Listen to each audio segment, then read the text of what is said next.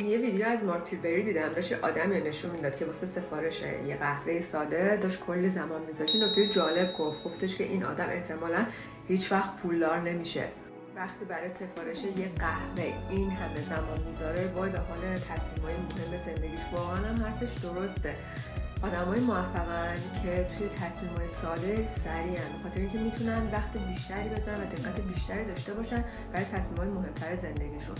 حالا اینو میخوام بیام ربطش بدم به بیزینس خودمون که تصمیم گرفتن توی این بیزینس هم دو مرحله‌ایه. مرحله اول، مرحله ثبت نام کردن، یه تصمیمی که شما باید توی چند ثانیه، 5 ثانیه بگیر.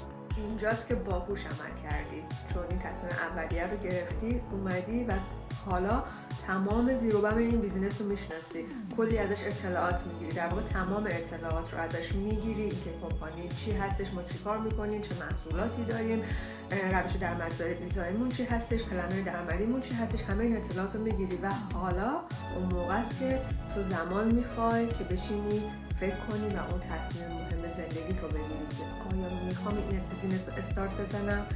برای اینکه بتونی تو هم آدم موفقی بشی، تمرین کردن رو شروع کن. دفعه دیگه که خواستی یه چیز ساده انتخاب بکنی، سریع تصمیم بگیر و برو جلو. با من همراه باش.